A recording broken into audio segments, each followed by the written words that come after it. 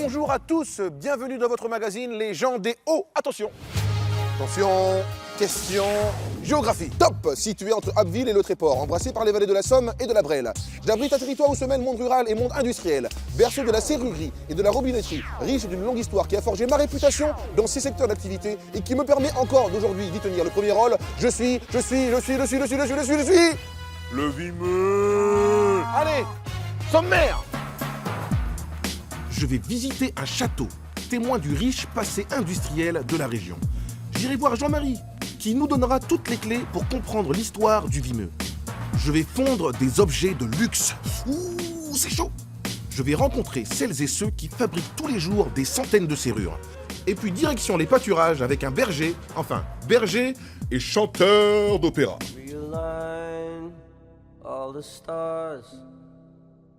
Le Vimeux. Quitter son bord de mer, sauvage, et entrer peu à peu dans ses terres, où le vert de ses campagnes se mélange aux briques de ses usines. Le Vimeux, si rural et si industriel, berceau de la robinetterie et de la serrurerie depuis des siècles, mais qui sait encore aujourd'hui comment tirer les richesses de sa terre. Ils ont fait de leur champ de patates une success story familiale. La famille Play sait cultiver la pomme de terre, mais ils cultivent surtout un art, l'art de faire des frites.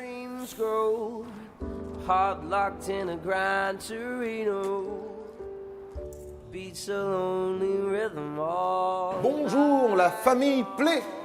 Bonjour. Bonjour. Me voici au cœur de la maison mère, au cœur de l'entreprise. Alors déjà pour commencer, qui est le patron? Moi. Moi. Donc tout le monde est le patron. Alors je vais poser la question différemment. Qui fait quoi alors au sein de l'entreprise? Alors moi je livre et je commercialise le produit. Moi, je produis et je transforme. Et moi, j'écoute mes enfants. Ok. Comment elle a commencé cette aventure familiale? Ça a commencé il y a 3 ans. J'ai voulu arrêter l'école pour rentrer sur l'exploitation familiale et j'ai voulu diversifier l'activité en produisant des pommes de terre de consommation. Et la première année, les pommes de terre de consommation ne valaient pas grand-chose. J'ai eu l'idée de transformer ma production de pommes de terre en frites fraîches. Ben oui, tout commence ici, avec de bonnes pommes de terre, de la terre du Vimeux bien sûr.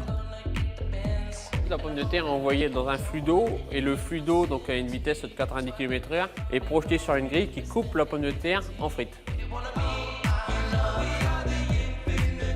Ici on est dans le Vimeux, et on n'est pas forcément dans le pays de la frite. Non, mais le Vimeux est quand même. Il y a le littoral qui est là tout le long, à 10 km, et c'était un besoin. Aujourd'hui, des frites du Vimeux sont supérieures aux frites belges. Et dans le classement, vous êtes dans le top 10, j'ai entendu dire. On est presque au top 10 et on a passé les 30 000 mangeurs de frites par semaine cet été. 30 000 mangeurs de frites, ça fait quand même 5 tonnes de frites à charger par semaine. La frite s'appelle la frite qui plaît. Vous êtes la famille Play. Est-ce que c'est vous qui avez trouvé l'idée, Charlotte? Alors j'aimerais bien mais non, c'est mon frère et mon père qui ont trouvé. C'est vrai qu'on a un nom de famille qui est assez plaisant, donc pour le coup, on a pile poil trouvé le nom qu'il fallait. Bon alors là, la famille est presque au complet, mais il manque la maman. Elle est où la maman? Elle est au bistrot avec ma sœur. Et donc c'est là que je pourrais goûter les frites familiales. Voilà, les tester. Alors comme dirait un grand philosophe du XXIe siècle, un philosophe picard, Jeff Tuch, des frites, des frites, des frites, des frites, des frites. Ça c'est J'adore, le chien de la famille Play. Lui aussi il est à fond dans la pomme de terre. Hop. Ah Laurence, enfin la maman. Bonjour. Allez, je vous fais un bisou. Donc je vais goûter 3 plats de frites, dont les vôtres, qui sont cuits toutes de la même façon. Et parmi les 3 plats, il y en a 2 qui ne sont pas les vôtres, mais ils viennent d'où précisément? Du supermarché. Et je vais devoir trouver... Laquelle la meilleure? Quels sont les meilleurs? Mais je suis sûr que ce sont les vôtres les meilleurs. Bonjour, je suis Kamini Le Vimeux et je suis fritologue. Voilà, je suis fritologue depuis 15 ans et je vais procéder à un test.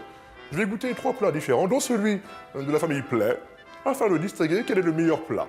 Laurence? Vous êtes sûr que vous ne voyez rien? Je ne vois rien, Laurence, je ne vois rien. Alors allez-y, bonne dégustation. Voilà. Ah, enfin.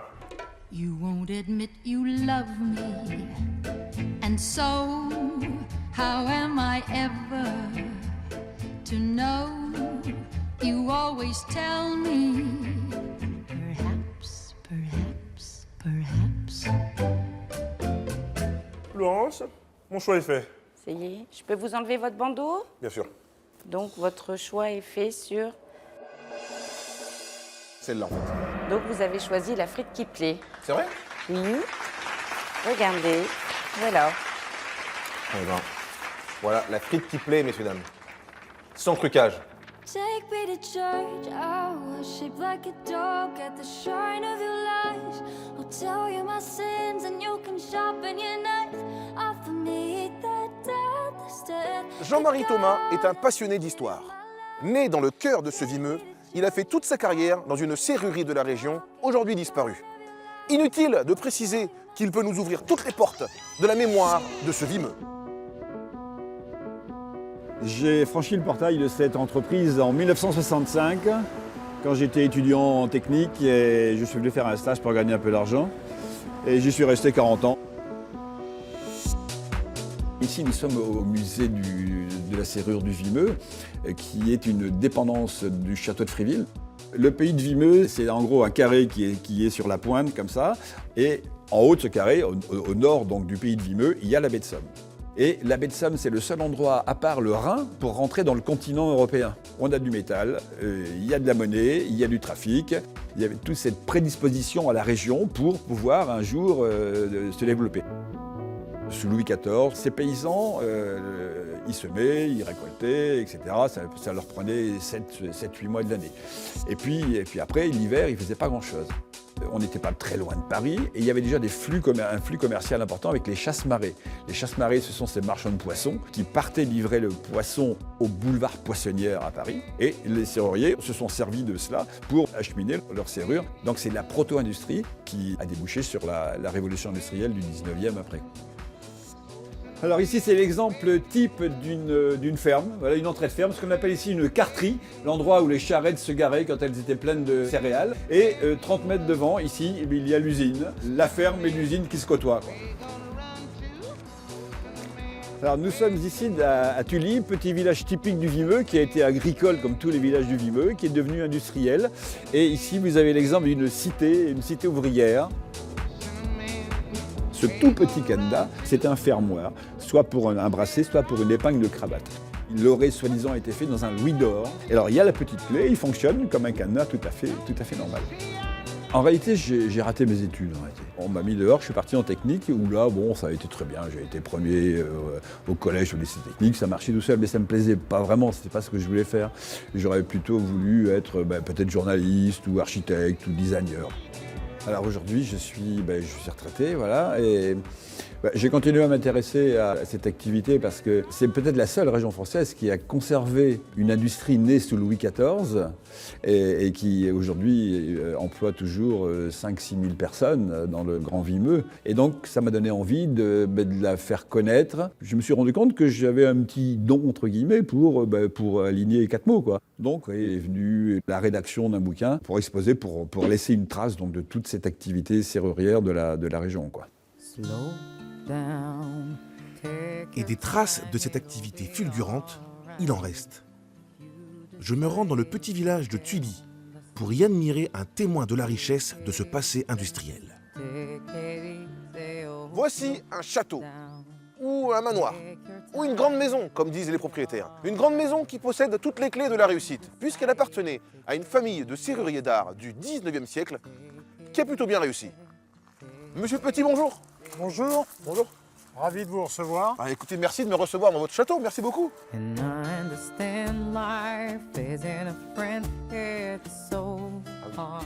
Alors, Monsieur Petit, on dit château, manoir ou grande maison? C'est un peu la même chose dans la mesure où la grande maison du départ devient le château pour les gens du pays parce que c'est la maison principale qui reflète un petit peu la hiérarchie patrimoniale du pays. Et vous et votre épouse, vous avez beaucoup voyagé avec votre métier, mais finalement, retour aux sources alors? C'est un peu le hasard et le fait que mes parents habitaient toujours là et que nous venions régulièrement les voir qui nous avait permis de découvrir la maison. Mon épouse travaillait chez Christie's, dont elle assumait à un moment la direction à Paris. Eh bien, elle avait une compétence plus particulière pour évaluer l'intérêt et les risques d'avoir à s'occuper d'une maison de ce genre. Quand on voit un château d'une telle valeur dans un village comme celui-ci, comment on peut expliquer ça? Cet endroit est un endroit qui a une tradition industrielle depuis pratiquement Colbert. Et ceci a eu pour effet de développer dans pratiquement tous les villages des petites usines qui ont pris de l'importance. Et au XIXe siècle, le baron Haussmann, sur l'ordre de Napoléon III, a décidé de détruire à peu près 45 000 immeubles dans Paris et de reconstruire 450 000 appartements plutôt haut de gamme. Ceci a entraîné une demande de produits extrêmement importante en matière évidemment d'huisserie, en matière de serrures, en matière de robinets, etc. Et elle a profité à qui cette demande directement? Ça a profité aux industriels de la région. C'est un peu des nouveaux riches de l'époque. C'était les nouveaux riches de l'époque et ces nouveaux riches entretenaient des rapports un petit peu difficiles avec l'aristocratie terrienne et ont voulu faire voir à cette aristocratie qu'on avait la puissance et les moyens de faire quelque chose de plus important et de plus beau que ce qui existait auparavant. Et pour asseoir leur réussite, les propriétaires ont fait appel aux meilleurs architectes et artisans. Je parcours ces grands espaces émerveillé par la qualité des détails. Mosaïques italiennes, vitraux de Reims, boiseries en noyer massif. Il y en a pour tous les styles.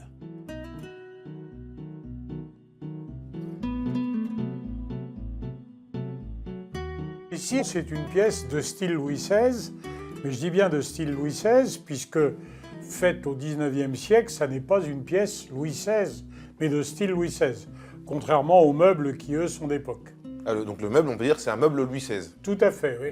Donc, et on peut dire aussi que la télévision est aussi de Louis XVI, ainsi que l'enceinte. Absolument, absolument, absolument. Ils étaient très en avance. Très en avance à l'époque. Par contre, il n'y avait toujours pas l'électricité, donc ils ne savaient pas à quoi ça servait. Exactement, voilà. C'est la surprise du Vimeux, c'est incroyable. Incroyable. Edith, monsieur Petit, courtisane du 19e. Pas réellement, non, c'est mon épouse du 20e. Ah, c'est madame. Et du 21e d'ailleurs. It's unfortunate that when we feel us down.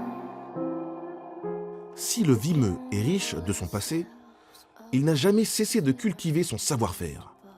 Un savoir-faire qui a souvent pu résister aux assauts de l'économie mondiale. François. Bonjour Camille. Pierre. Merci de nous recevoir avec les équipes. Alors, déjà le nom de l'entreprise, c'est Polymétaux. Polymétaux, ça me rappelle les études que j'ai fait Polytechnique.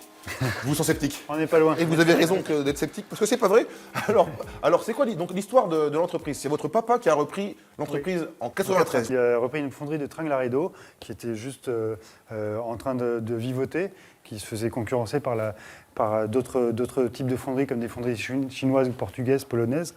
Et puis, il a décidé de la diversifier sur du haut de gamme, sur de la compétence, sur du luxe. Et c'est là où notre savoir-faire est vraiment mis à contribution. Nous, on ne fait que de la petite série, du sur-mesure, des choses à façon, selon ce que souhaitent les architectes designers. On ne va jamais au-delà de 500 pièces. C'est vraiment très, très rare.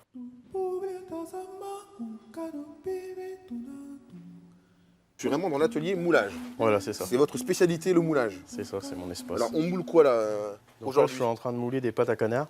Donc là, je vais mettre mon sable rouge. C'est un sable avec de l'huile, en fait, bien fin, qui va nous permettre d'avoir une bonne définition de la pièce. Donc là, le tamis, c'est pour tamiser vraiment, pour que le sable vienne vraiment prendre l'empreinte de la pièce.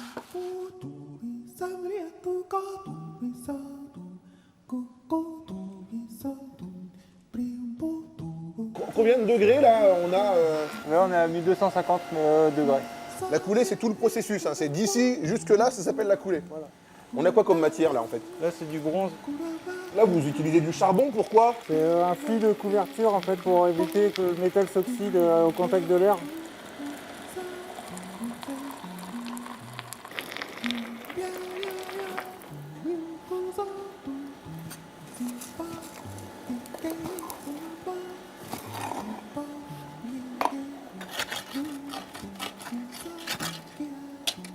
Ce qui m'interpelle dans votre travail, c'est quand même la précision, qu'on voit le tracé, les dessins sur sur les objets que j'ai devant moi là. On est capable vraiment de reproduire des peaux d'animaux. C'est un serpent ça. Ça, c'est du python. Et ça, c'est de la peau de requin. J'ai jamais vu de la peau de requin en vrai. Là, donc c'est comme ça, mais c'est peau de requin quoi. Voilà, on arrive à reproduire ça. Et ensuite, si on va encore plus loin, on arrive à reproduire de la dentelle. Voilà. Oui, et vous pensez que vous pouvez reproduire mes cheveux comme ça, un peu comme en moulage? C'est possible ou pas? Ça va être long quand même. Faut tout durcir, on va mettre beaucoup de résine. Est-ce qu'il y a une commande qui vous a marqué? Je pense qu'on peut parler d'une commande exceptionnelle, là où il a fallu vraiment exceller au niveau technicité. C'est le Bulldog qu'on a réalisé pour l'entreprise Goyard. Et il a exposé son enseigne, le Bulldog, qui fait bien presque 1 mètre de long, dans la rue au-dessus de son magasin, Place Vendôme. Place Vendôme, donc on peut dire qu'il y a une partie du Vimeux, hein, des Hauts-de-France. Oui, tout à fait. Je vais me la raconter quand j'irai à Paris, Place Vendôme, j'ai vu ça, le Vimeux. On était encore 6 à 7 employés et maintenant là on est à 9 employés. Donc on a recruté dernièrement deux jeunes, Alex et Jordan. On espère que ça va durer. Vous entretenez ce savoir-faire et il y a de la transmission? On embauche des jeunes qui ont envie d'apprendre, qui ont envie de bosser, qui ont envie de travailler de la belle pièce et on leur apprend sur place. I'm going to a town that has already been burnt down. I'm going to a place that has already been disgraced. Que serait le Vimeux sans celles et ceux qui accomplissent ces gestes de précision depuis des siècles et qui ont fait la richesse de cette région? Rencontre avec celles et ceux qui font encore aujourd'hui la renommée de cette région industrielle.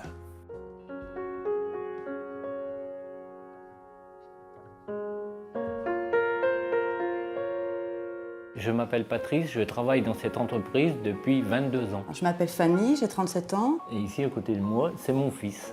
Je m'appelle Chantal Bénet, j'ai 55 ans. Je m'appelle Sylviane, j'ai 57 ans. Je contrôle les canons, je regarde si tout est bien noté, si c'est les bons canons. Et ensuite, je les amène soit au magasin à l'expédition ou soit pour les serrures. Moi, je range les pièces et puis après, quand j'ai les demandes des collègues, je leur distribue des pièces sur ce qui est demandé pour valider les commandes. Je travaille au service qualité. Je regarde si les pièces sont bonnes ou mauvaises et après, elles servent à fabriquer les serrures. Je fais des serrures électroniques. Ce travail est quand même assez minutieux. Il y a plein de petites pièces qui sont allumées. On va dire que c'est comme un jeu d'assemblage. Et à la fin, il faut que ça fonctionne. Si je me trompe, la clé ne tombe pas. Et c'est sûr qu'on pense aux clients, on pense à notre travail. C'est la survie de l'usine, on ne peut pas envoyer n'importe quoi. Ouais. Moi, je pensais jamais faire des serrures de ma vie, quoi. Enfin, c'est très intéressant. Et même des moments, je me balade où je peux en apercevoir. Je me dis, tiens, celle-là, je connais, je l'ai déjà vue dans l'usine.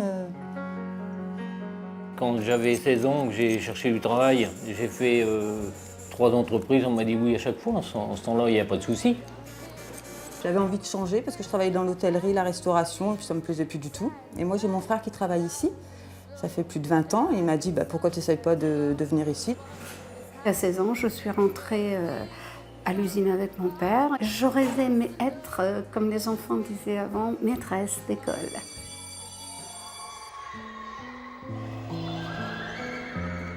Mais voilà, quand on n'a pas le choix, à 16 ans, se mettre au travail, avoir des horaires d'usine, c'est différent de l'école, je dirais.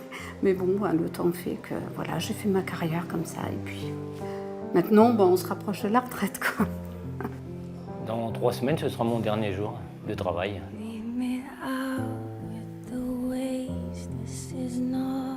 J'aurais plus le bonjour du papa du matin, je serais obligé d'aller à la maison pour le voir. Ouais.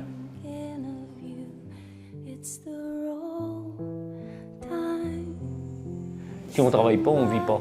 Ça, c'est mon... Et j'ai un peu de mal à dire que je vais arrêter. C'est vrai, j'ai un peu de mal. Mais il faut s'en aller. Voilà.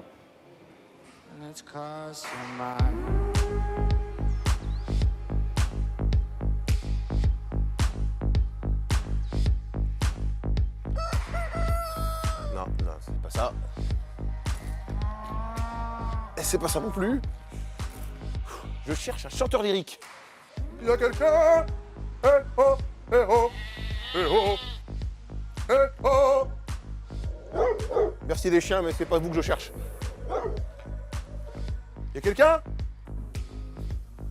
Bonjour. Je cherche un chanteur lyrique. C'est moi le chanteur lyrique, oui. Ah, c'est vous? Oui. Ah bah écoutez, enchanté. Je suis moi-même un... Bien. Je suis encore débutant pour l'instant. Je suis en 3e année, donc je suis vraiment...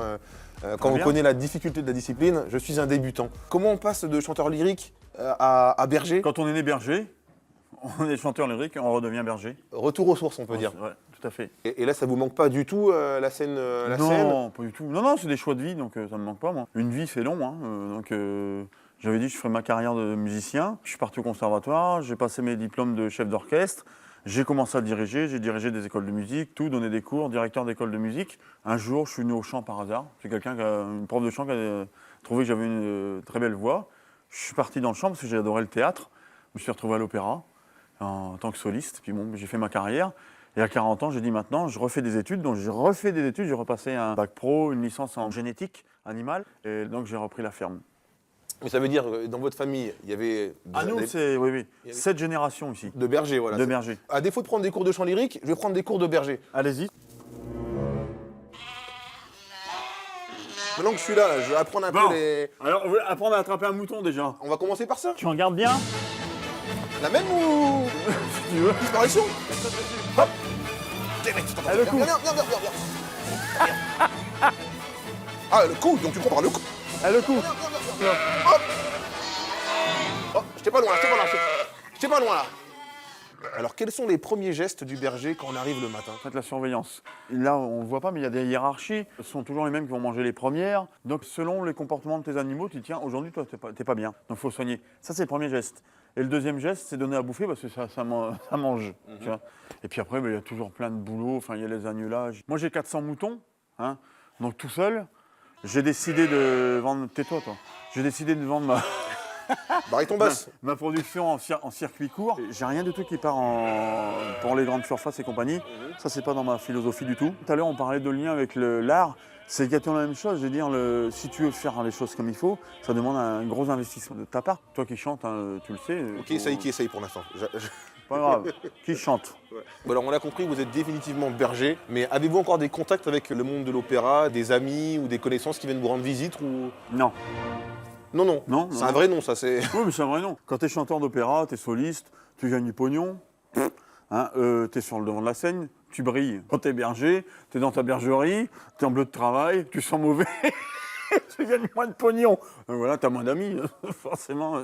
Il y a un décalage. Mais même quand j'étais à l'opéra, moi, on m'appelait le paysan de l'opéra parce que j'ai toujours été en décalage avec tout le monde. En tout cas, moi, j'aime bien votre grande gueule. C'est gentil. Voilà. C'est vrai.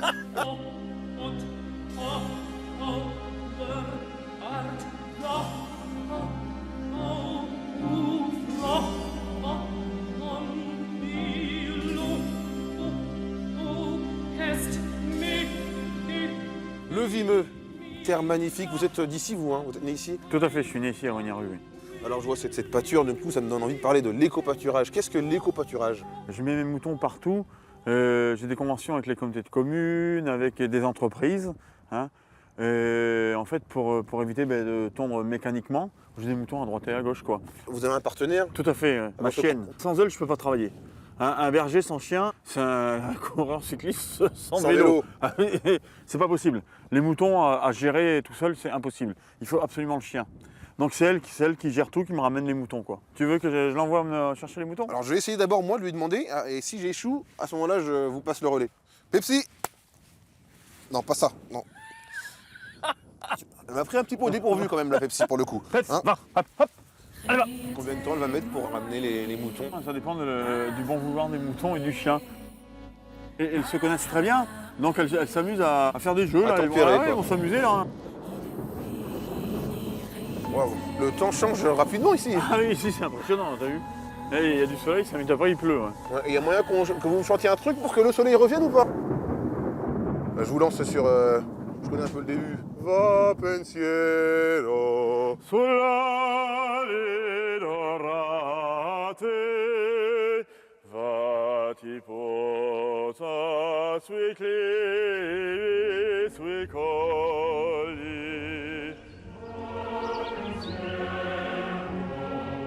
J'espère que comme moi, vous avez passé un bon moment dans cette belle région où les gens des Hauts ont tissé un pied à la campagne et dans l'industrie. La gestuelle n'est pas obligatoire, mais je tenais à appuyer mes propos. Les gens d'en bas, d'en haut et du vimeux. C'est bon, ça va. J'arrête avec le vimeux. Vous pouvez revoir l'émission en replay sur le site france3.fr et suivre nos aventures sur Facebook, les gens des Hauts et d'ailleurs. À bientôt!